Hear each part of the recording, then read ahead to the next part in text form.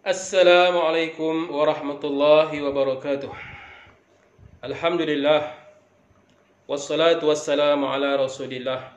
Wala hawla wala quwwata illa billah. Amma ba'd. Bersyukur kita kepada Allah subhanahu wa ta'ala. Dengan limpah taufik hidayah Allah, kita masih lagi dipilih oleh Allah subhanahu wa ta'ala untuk melaksanakan ibadah puasa Ramadan dan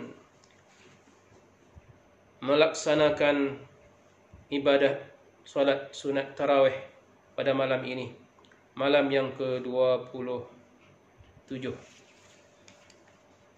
Tazkirah pada malam ini ialah bertajuk menyuruh anak-anak menunaikan solat.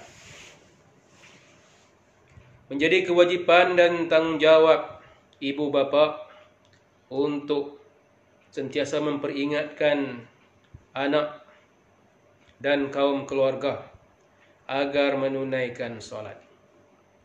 Hal ini telah disebutkan oleh Allah Subhanahu wa taala di dalam Al-Qur'an.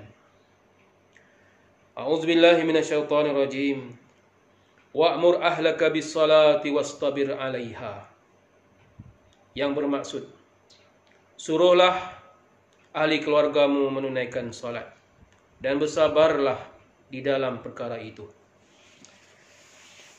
Allah berfirman di dalam ayat yang lain, Ya ayyuhallazina amanu qu anfusakum wa ahlikum nara.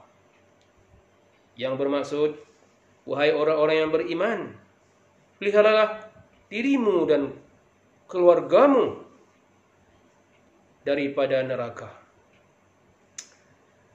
Nabi Muhammad sallallahu alaihi wasallam dalam hadis memperingatkan kepada ibu bapa agar sentiasa menyuruh anak-anak melaksanakan solat. Sabda Nabi, muru auladakum bis salah. Suruhlah anak-anakmu menunaikan solat.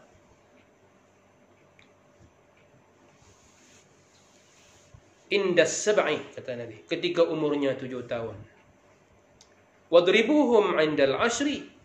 Pukul mereka ketika mana usianya menjangkau 10 tahun tapi tak nak solat. Wa farriquhum 'anil madaji'. Kemudian pisahkan mereka daripada tempat tidur kamu. Semua ayat Quran dan hadis-hadis ini serta hadis-hadis yang lain yang tidak dapat saya sebutkan pada ketika ini adalah peringatan penting buat ibu bapa agar sentiasa menyuruh anak menunaikan solat. Kita seringkali berdoa kepada Allah,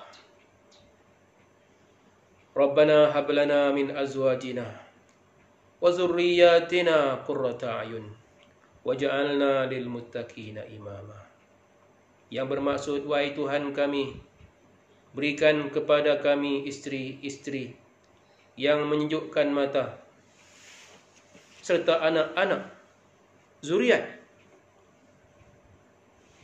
yang menyejukkan mata, dan jadikanlah kami, ya Allah, sebagai imam ikutan kepada orang-orang yang bertakwa. Kita memohon kepada Allah Subhanahu wa taala agar menjadikan kita sebagai suri teladan kepada orang-orang yang bertakwa. Maksudnya, kita minta agar daripada keturunan kita ini akan lahir orang-orang yang bertakwa kepada Allah dan mereka menjadikan kita sebagai suri teladan mereka. Apabila Allah memakbulkan doa kita ini, wahai Tuhan, jadikan kami imam kepada orang-orang yang bertakwa, maka Allah akan menjadikan anak, zuriat, cucu, cicit kita orang yang bertakwa. Lalu mereka akan sentiasa ingat kita di dalam doa mereka, di dalam segala atur langkah hidup mereka. Mereka akan ingat kita. Kelak apabila kita telah mati bergalang tanah, kita tinggalkan anak, cucu dan cicit kita, mereka akan mengenang kita.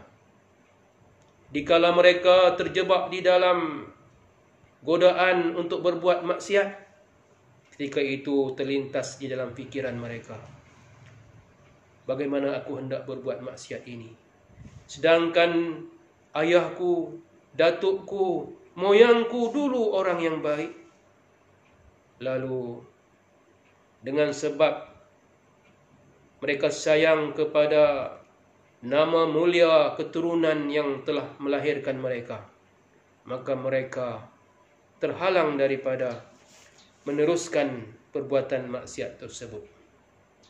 Ketika itu, bolehlah kita katakan bahawa kita yang telah mati bergalang tanah ini telah menjadi imam, ikutan, teladan dan suri kepada generasi yang bertakwa.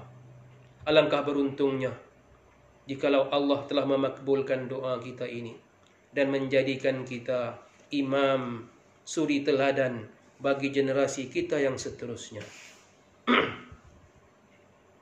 Kerana itulah, di dalam hidup kita yang singkat ini, kita hendaklah berempas pulas, mengawal selia anak, cucu kita. Kalau kita ada cucu, ingat, perhatikan solat mereka. Inilah satu-satunya ibadat yang perlu kita kawal selia. Perlu perhatikan mereka sesungguh-sungguhnya agar kita tidak menyesal di belakang hari.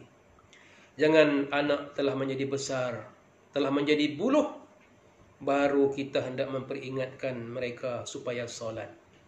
Ketika usianya 7 tahun, 8 tahun, bahkan lebih awal lagi kalau mampu, 3 tahun, 4 tahun, kita telah didik mereka untuk menunaikan solat.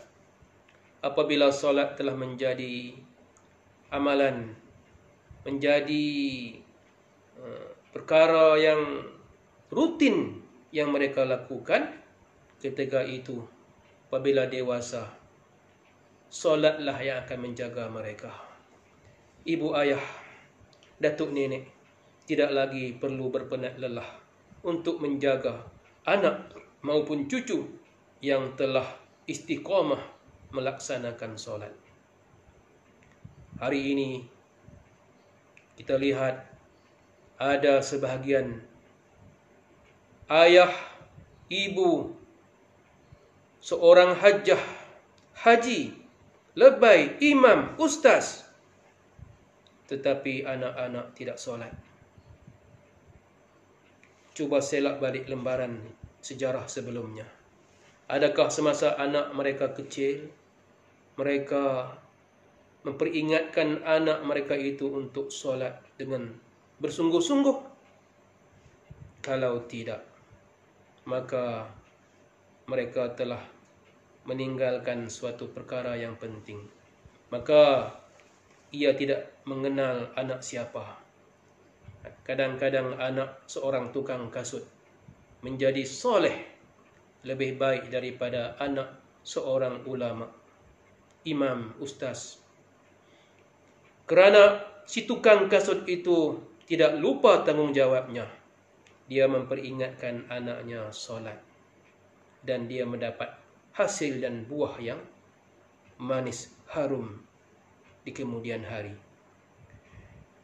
Sekian saja untuk malam ini. Sama-sama kita memperingatkan diri dan melaksanakan agenda besar ini di dalam membentuk generasi kita.